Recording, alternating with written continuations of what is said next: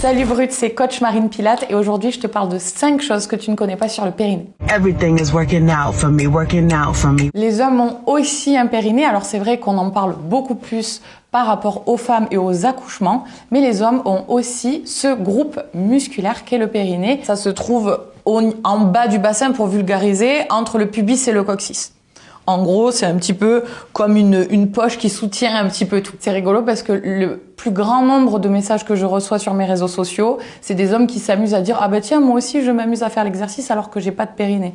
Donc ils sont absolument pas au courant parce qu'on ne les éduque pas à ce qui se passe à l'intérieur, comme pour les femmes en général, on leur apprend ce qui se passe à l'extérieur. Certains abdos abîment le périnée, oui et non. En fait, en réalité, si vous ne savez pas contrôler votre périnée, tout du moins le contracter, ainsi qu'activer votre transverse, parce que les deux travaillent en synergie, et bien fatalement vous allez pousser ce nombril et vous allez pousser les organes vers le bas et créer une pression sur votre périnée. Et à ce moment-là, vous pouvez abîmer effectivement votre périnée. Il y a beaucoup d'abdos que les gens font mal, que ce soit le gainage ou les crunchs, mais effectivement les crunchs, ça exerce une pression un petit peu plus supplémentaire parce que on va rapprocher les dernières côtes du bassin et donc ça crée ce mouvement de flexion et donc cet appui supplémentaire qu'on n'a pas sur un gainage. Donc ce seraient les crunchs qui mettraient le plus de pression sur le bas-ventre.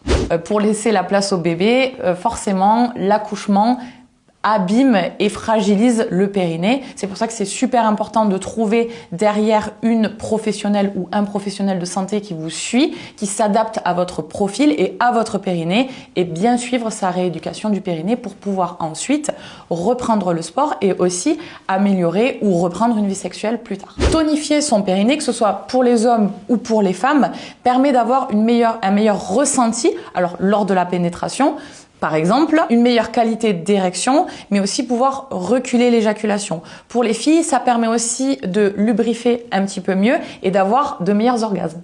Un périnée fonctionnel peut évidemment limiter les fuites urinaires parce que le périnée est un groupe musculaire qui soutient aussi la vessie. Ça va vous permettre aussi de vous retenir plus longtemps. Quand on vieillit, forcément, en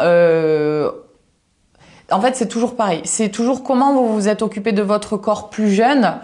Fatalement, ça va avoir des conséquences sur comment il devient plus vieux. Donc, si on s'occupe de son périnée tôt, plus tard, on aura beaucoup moins de problèmes de fuite urinaire, par exemple. Les trucs préférés des publicités, c'est de dire aux femmes, c'est pas grave que vous ayez des fuites urinaires, achetez des jolies couches avec des petites fleurs. Et c'est ça maintenant qu'on essaye un petit peu d'inculquer, c'est de dire que non, ce n'est pas normal d'avoir des fuites urinaires. Il faut le